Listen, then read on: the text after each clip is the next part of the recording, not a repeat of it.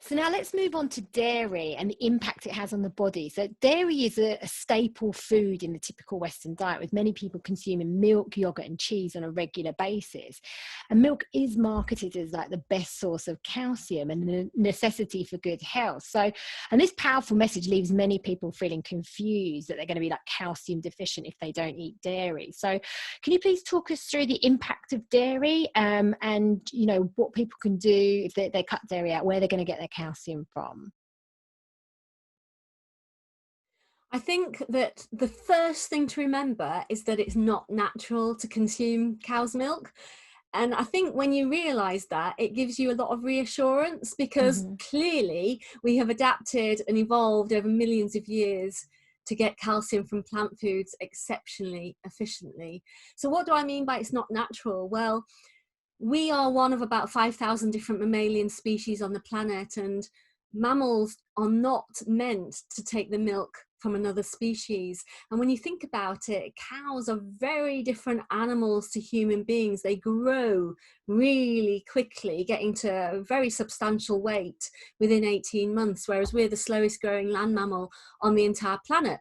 And why that matters is because the composition of milk, human milk and cow's milk, is entirely different, which is why, of course, we don't give babies cow's milk straight from the litre in the fridge. We have to adapt it and change it and produce a formula that's as close to human breast milk as the manufacturers can make it.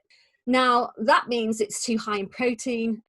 The saturated fat content is very different from human milk, and so on and so forth. But most of all, crucially, we were never meant to consume milk at all after weaning.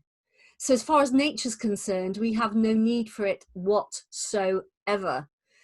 So I think when you look at it scientifically, coldly, with objectively, then that, like I say, gives you a reassurance. So you think, well, okay, well, what's going on here? It's a lot of marketing hype and we've fallen for it. Of course, we're attracted to this fatty substance, but it doesn't mean it's good for us, because through our millions of years of evolution, you know, we just have not adapted well to be able to cope with these high saturated fat diets, because nature never thought, in inverted commas, that that is what we were ever going to consume.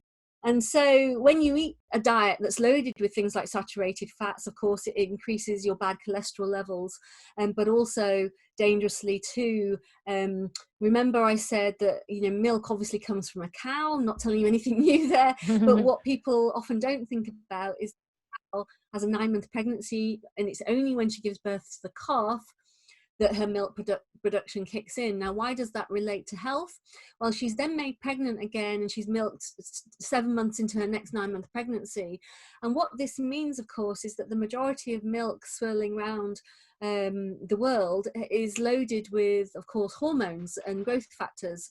And so your average, you know, glass of milk, for example, or bite of cheese is 35 hormones and growth factors, things like estrogens, progesterones, IGF-1, which stands for insulin, like growth factor 1. Now, IGF-1 is really important from a health perspective, because even slight raises of IGF-1 are indicators of our risk for cancer. Sex hormones such as estrogens and so on are linked to certain cancers that are hormone dependent, like breast cancer, that's the hormone dependent types. So there are many, many important issues relating to the consumption of dairy. Saturated fats from a heart disease point of view, and there's lots of work that's been done on that. So when you start to analyze it and start to become scientific and objective about it, the sort of glamour around dairy and its attractiveness to start to fall away and dissipate. Absolutely. And start looking at the plant sources of calcium and realize, well, actually, as I said, we're well adapted to getting calcium out of plant foods. We're very good at it. We get it from dark green leafy vegetables. We get it from the pulses, the peas, beans and lentils group, nuts and seeds, and so on and so forth. And we're very, very well adapted to doing that. As long as you eat a good, whole-based vegan diet, you will get plenty of calcium.